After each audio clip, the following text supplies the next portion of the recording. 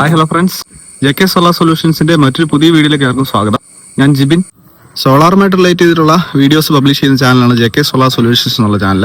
Solar on grid, off grid systems, അതുപോലെ hybrid solutions, അത്തരത്തിലുള്ള നിരവധി വീഡിയോസ് നമ്മുടെ ചാനൽ അവൈലബിൾ ആണ്. ഇന്ന് ഇവിടെ എന്റെ ബാക്ക്ഗ്രൗണ്ടിൽ കാണുന്നത് തന്നെ 2 റോ ആയിട്ട് ചെയ്തിരിക്കുന്ന സോളാർ പാനൽസ് ആണ്. ഇവിടെ ഒരു പ്രത്യേകതയുണ്ട്. ഇവിടെ നമ്മുടെ പഴയ സോളാർ മോഡ്യൂൾസും അതുപോലെ തന്നെ ബാക്ക് സൈഡിൽ കാണുന്ന പുതിയ സോളാർ മോഡ്യൂൾസൂടെ ക്ലബ് ചെയ്തുകൊണ്ട് ചെയ്തിരിക്കുന്ന ഒരു സിസ്റ്റമാണ്. അപ്പോൾ പലപ്പോഴും എല്ലാവർക്കും ഉള്ളൊരു സംശയമാണ്, അല്ലെങ്കിൽ ഒരു 5 വർഷം മുൻപൊക്കെ സോളാർ പാനൽ ഇൻസ്റ്റാൾ ചെയ്തവർക്ക് വന്നിരിക്കുന്ന ഒരു ബുദ്ധിമുട്ടാണ്. ഇപ്പോൾ ഇറങ്ങുന്ന പുതിയ മോഡൽ പാനലുകളും പഴയ അന്ന് ചെയ്ത പാനലുകളും തമ്മിൽ ക്ലബ് ചെയ്തിട്ടുണ്ട്, അല്ലെ അത് ആ പാനൽ ഉപേക്ഷിക്കാതെ നമുക്ക് എങ്ങനെ ഒരു സിസ്റ്റം ഡെവലപ്പ് ചെയ്തെടുക്കുക എന്നുള്ളത്. അപ്പോൾ അതിനുള്ള ഒരു ആൻസറാണ് ഇന്ന് നമ്മളിവിടെ കാണിക്കുന്നത്. ഇവിടെ ഏകദേശം 5 വർഷം മുമ്പ് ചെയ്തിരുന്ന ഒരു ഓഫ് ഗ്രിഡ് സിസ്റ്റമാണ് ഉണ്ടായിരുന്നത്. പഴയ ഓഫ് ഗ്രിഡ് സിസ്റ്റത്തിൽ നമ്മൾ ഉപയോഗിച്ചിരുന്ന 390 വാട്ട്സിന്റെ അന്ന് ആ സമയത്തുണ്ടായിരുന്ന മോണോപർക്ക് പാനൽസ് ആണ്. ഇത് ഹാഫ് കട്ട് അല്ല, നോർമൽ മോണോപർക്കാണ്. 390 വാട്ട്സ് ആണ് ഓരോ പാനലും ഉള്ളത്. ഇവിടെ നമുക്ക് 4 പാനൽസ് ആണ് അവിടെ അന്ന് നമ്മൾ ഉപയോഗിച്ചിരുന്നത്. ഏകദേശം 1560 വാട്ട്സ് ആണ് ഇൻസ്റ്റാൾഡ് കപ്പാസിറ്റി അന്ന് ഉണ്ടായിരുന്നത്. നമ്മൾ അത് ഇങ്ങോട്ട് വീണ്ടും ഉപയോഗത്തിലേക്ക് എടുത്തിട്ടുണ്ട്. അത് ഏറ്റവും ലേറ്റസ്റ്റ് ആയിട്ട് ഇപ്പോൾ വന്നിരിക്കുന്ന 590 വാട്ട്സിന്റെ ടോപ്പ് കോൺ ടെക്നോളജിയിലുള്ള ബൈഫേഷ്യൽ പാനൽസ് 5 എണ്ണം ഇവിടെ ഉപയോഗിച്ചിട്ടുണ്ട്. 5 എണ്ണം എന്ന് പറയുന്നത് നമുക്ക് ഏകദേശം 3000 വാട്ട്സോളം പുതിയ പാനലിന്റെ കപ്പാസിറ്റി കിട്ടുന്നുണ്ട്. പഴയ പാനലിന്റെ കപ്പാസിറ്റിയോട് ചേർത്ത് ഏകദേശം 4.5 കിലോവാട്ട് നമുക്ക് കിട്ടുന്നുണ്ട്. അപ്പോൾ ഇതെങ്ങനെ നമുക്ക് 2 പാനലിലൂടെ അല്ലെ 2 റേറ്റിംഗിലുള്ള പാനലുകൾ എങ്ങനെ ക്ലബ് ചെയ്യാം എന്നുള്ളതാണ് നമ്മൾ ഈ വീഡിയോയിൽ പറയുന്നത്. ഇത് ആക്ച്വലി ചെയ്തിരിക്കുന്ന ഒരു ഗാർഡനുള്ളിലാണ്. നമ്മൾ ഏകദേശം കുറച്ച് വർഷങ്ങൾക്ക് മുമ്പ് ഗാർഡനിൽ ചെയ്ത ഒരു ഓഫ് ഗ്രിഡ് സിസ്റ്റം പരിചയപ്പെടുത്തുകയുണ്ടായി. അപ്പോൾ ആ സിസ്റ്റത്തിനെ ഒന്ന് റീമോഡിഫൈ ചെയ്ത് അല്ലെങ്കിൽ കുറച്ചൊന്ന് അപ്ഗ്രേഡ് ചെയ്തിരിക്കുകയാണ്. ഇവിടെ ഈ കാണുന്ന രീതിയിൽ കുറച്ച് എലിവേറ്റഡ് ആയിട്ട് മുറ്റത്ത് തന്നെ ഏകദേശം ഒരു 12 അടിയോളം ഹൈറ്റിലാണ് നമ്മൾ ഇൻസ്റ്റലേഷൻ പൂർത്തിയാക്കിയിരിക്കുന്നത്. ഇവിടെ 4 പാനലുകൾ, ഒരു സ്ട്രിങ്, അതുപോലെ തന്നെ 5 പാനലുകളിൽ മറ്റൊരു സ്ട്രിങ്. നമുക്ക് 2 സ്ട്രിങ് വോൾട്ടേജ് ഡിഫറൻ്റ് ആണ് കിട്ടുന്നത്. അപ്പോൾ ഇത് രണ്ടും നമ്മൾ 2 സെപ്പറേറ്റ് MPPTകളിലേക്ക് കണക്ട് ചെയ്യുന്നു, അല്ലെങ്കിൽ 2 MPPT ഉള്ള ഒരു ഇൻവെർട്ടറാണ് ഇവിടെ ഉപയോഗിച്ചിരിക്കുന്നത്. ഇത് ആക്ച്വലി ഒരു ഓൺ ഗ്രിഡ് സിസ്റ്റമാണ്. ഇത് ഇത്രയും വലിയൊരു ഇരുമ്പ് സ്ട്രക്ചർ ആയതുകൊണ്ട് തന്നെ നമ്മൾ കോണോട് കോൺ അല്ലെങ്കിൽ കോർണർ ടു കോർണർ നമ്മൾ കൃത്യമായിട്ട് എർത്തിങ് കൊടുത്തിട്ടുണ്ട്. കോൺടാക്ട് വരാൻ സാധ്യത ഉള്ളതുകൊണ്ട് തന്നെ മെറ്റൽ പാർട്ട് ആയതുകൊണ്ട് നമ്മൾ കൃത്യമായിട്ടുള്ള എർത്തിങ് 10 SWG കോപ്പർ കണ്ടക്ടർ ഉപയോഗിച്ചുകൊണ്ട് തന്നെ ചെയ്തിട്ടുണ്ട്. ഇവിടെ 2 റോകളായിട്ട് 5 ഇഞ്ചും 10 പാനൽ ഇൻസ്റ്റാൾ ചെയ്തൊക്കെ രീതിയിലാണ് സ്ട്രക്ചർ ഡെവലപ്പ് ചെയ്തിരിക്കുന്നത്. പഴയ പാനലുകൾ 4 എണ്ണമാണ് അവൈലബിൾ ആയിട്ടുണ്ടായിരുന്നത്. അത് നമ്മളിവിടെ ഇൻസ്റ്റാൾ ചെയ്തിട്ടുണ്ട്. കൂടാതെ പുതിയ 5 പാനലുകളും. പഴയ സിസ്റ്റത്തിനെ അപ്ഗ്രേഡ് ചെയ്ത് ഈ തരത്തിൽ നല്ല ഹൈറ്റിലാണ് ഇൻസ്റ്റലേഷൻ ഇപ്പോൾ പൂർത്തിയാക്കിയിരിക്കുന്നത്. ഏകദേശം 12 അടിയോളം അല്ലെ അതിന് മുകളിൽ ഹൈറ്റ് വരുന്നുണ്ട്. 5 പാനലുകൾ 2 റോ വെക്കത്തക്ക രീതിയിലാണ് സ്ട്രക്ചർ ഡെവലപ്പ് ചെയ്തിരിക്കുന്നത്. ഒരു അപ്രോച്ച് ലാഡർ കൊടുത്തിട്ടുണ്ട്. കൂടാതെ ഒരു വാക്വേ നമ്മൾ പ്രൊവൈഡ് ചെയ്തിട്ടുണ്ട്. വളരെ ഹെവി ആയിട്ടുള്ള ഒരു സ്ട്രക്ചർ ഇൻസ്റ്റലേഷൻ ആണ് നടത്തിയിരിക്കുന്നത്. വീട്ടിൽ നിന്ന് അല്പം മാറി ഒരു 15 മീറ്റർ അകലത്തിലാണ് ഇൻസ്റ്റലേഷൻ പൂർത്തിയാക്കിയിരിക്കുന്നത്. അപ്പോൾ ഈ രീതിയിലാണ് ഇൻസ്റ്റലേഷൻ നടത്തിയിരിക്കുന്നത്. ഗാർഡനിലാണ്. നമുക്ക് മരങ്ങളിലൊക്കെ തടസ്സം ഭാവിയിൽ ഉണ്ടാകാൻ സാധ്യത ഉള്ളതുകൊണ്ടാണ് നമ്മൾ ഇത്രയും ഹൈറ്റ് കൊടുത്ത് ചെയ്തിരിക്കുന്നത്. 2 സ്ട്രിങ് ആയിട്ടാണ് DC കേബിൾസ് നമ്മൾ UG അല്ലെങ്കിൽ അണ്ടർഗ്രൗണ്ട് രീതിയിലാണ് ചെയ്തിരിക്കുന്നത്. ഇവിടെ പ്ലംബിംഗ് പൈപ്പുകൾ ഉപയോഗിച്ചുകൊണ്ട് അല്ലെങ്കിൽ ത്രെഡിംഗ് പൈപ്പുകളാണ് ഉപയോഗിച്ചിരിക്കുന്നത്. മണ്ണിനടിയിലൂടെ നമ്മൾ കേബിളുകൾ വീടിന്റെ ഒരു ഭാഗത്തേക്ക് എത്തിച്ചിരിക്കുകയാണ്. ഇവിടെ 2 പെർമനന്റ് എർത്തിങ്ങുകൾ കൊടുത്തിരിക്കുന്നതാണ്. ഒന്ന് DC എർത്തിങ്ങും മറ്റൊന്ന് AC എർത്തിങ്ങും ആണ്. ഇവിടെ ഉപയോഗിച്ചിരിക്കുന്ന ഈസ്റ്റ്മാൻ ബ്രാൻഡിങ്ങിൽ വരുന്ന 5 കിലോവാട്ട് ഓൺ ഗ്രിഡ് ഇൻവെർട്ടർ ആണ്. ഇതിൽ നമുക്ക് 6500 വാട്ട്സ് വരെ പാനൽ കണക്ട് ചെയ്യാൻ കപ്പാസിറ്റി ഉണ്ട്.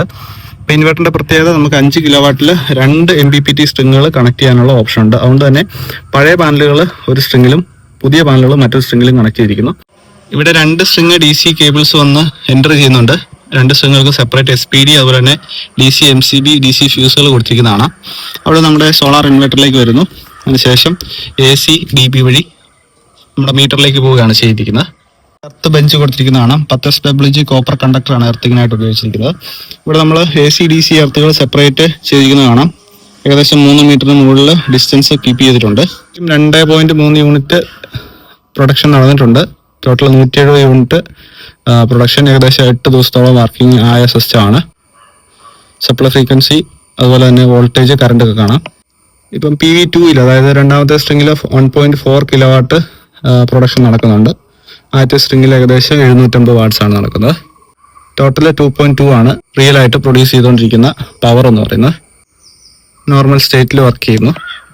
ഇത്തരത്തിലുള്ള സിസ്റ്റംസ് ചെയ്യുമ്പോൾ നമുക്ക് പഴയ പാനലുകൾ ഈസി ആയിട്ട് പുതിയ പാനലോട് ക്ലബ് ചെയ്യാം, അല്ലെങ്കിൽ പഴയ പാനലുകൾ ഒരു കാരണവശാലും ഉപേക്ഷിക്കാതെ തന്നെ പുതിയ പാനലോടൊപ്പം തന്നെ ചേർത്ത് ഉപയോഗിക്കാം എന്നുള്ളതാണ്. അപ്പോൾ പഴയ പാനലുകൾ ഇൻസ്റ്റാൾ ചെയ്ത് ഇനി ഇത് എന്ത് ചെയ്യണം അറിയത്തില്ലാതിരിക്കുന്നവർക്ക് ഇത്തരത്തിലുള്ള സിസ്റ്റംസ് വളരെ ഉപകാരപ്രദമാണ്.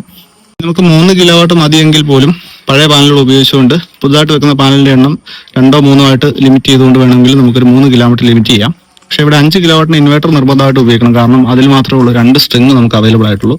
വളരെ ചുരുക്കം ഇൻവെർട്ടറുകൾ മാത്രമേ ഉള്ളൂ 2 MPPT സ്ട്രിങ്ങുകൾ 5 കിലോവാട്ടിൽ സിംഗിൾ ഫേസിൽ കൊടുക്കുന്നുള്ളൂ.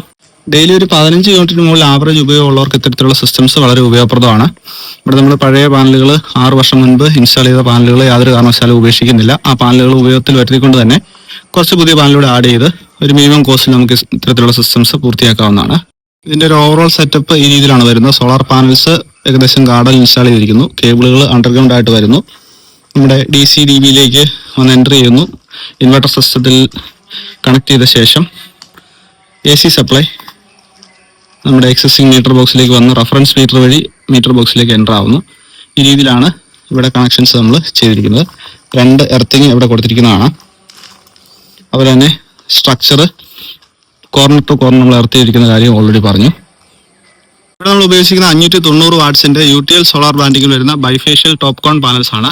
5 പാനലുകൾ സീരീസ് ആയിട്ട് കണക്ട് ചെയ്തിരിക്കുന്നു. പഴയ 4 പാനലുകൾ ബാക്ക് റോയിൽ ഇരിക്കുന്നതാണ്. 390 വാട്ട്സിന്റെ മോണോ പെർക്ക് പാനൽസ് ആണ്. പഴയ വാരി എന്ന് പറയുന്ന കമ്പനിയുടെ പാനലാണ് ഉപയോഗിച്ചിരിക്കുന്നത്. അപ്പോൾ ഇത്തരത്തിൽ ഗ്രൗണ്ട് മൗണ്ടഡ് ആയിട്ടല്ല ഗാർഡൻ മൗണ്ടഡ് ആയിട്ട് വീടിന് മുകളിലല്ലാതെയും ഇൻസ്റ്റലേഷൻ പൂർത്തിയാക്കുക എന്നുള്ളതിന് നല്ലൊരു ഉദാഹരണമാണിത്. നമുക്ക് എല്ലാ വീടുകളിലും മുകളിൽ ഒരുപോലെ ഇൻസ്റ്റലേഷൻസ് പൂർത്തിയാക്കാനായിട്ട് പരിമിതികൾ ഉണ്ടായിരിക്കും. അപ്പോൾ അത് നമുക്ക് മീറ്റ് ചെയ്യാനായിട്ട് അതിനെ ഓവർകം ചെയ്യാനായിട്ട് ഇത്തരത്തിലുള്ള സിസ്റ്റംസ് നമുക്ക് ചെയ്യാവുന്നതാണ്. ഇവിടെ നമുക്ക് വേണ്ടി വരുന്നത് തെക്ക് ഭാഗത്ത് ഒഴിഞ്ഞൊരു സ്ഥലം വേണം. കിഴക്ക് പടിഞ്ഞാറ് ഭാഗങ്ങൾ മരങ്ങൾ വലിയധികം ഉണ്ടാവാൻ പാടില്ല. അതുപോലെ തന്നെ ഒരു 5 മണിക്കൂറേലും വെയിൽ കിട്ടണം. നമ്മൾ ഇത്തരത്തിൽ ഗ്രൗണ്ട് മൗണ്ടഡ് ചെയ്യുമ്പോൾ ഒരുപാട് തടസ്സങ്ങൾ നമുക്ക് വരാൻ സാധ്യതയുണ്ട്. മരങ്ങൾ ഭാവിയിലേക്ക് വളർന്നു വരാൻ സാധ്യതയുണ്ട്. അപ്പോൾ അതൊക്കെ നമ്മൾ മുന്നിൽ കണ്ടുകൊണ്ട് വേണം ഇത്തരത്തിലുള്ള സിസ്റ്റംസ് ഇൻസ്റ്റാൾ ചെയ്യാനായിട്ട്.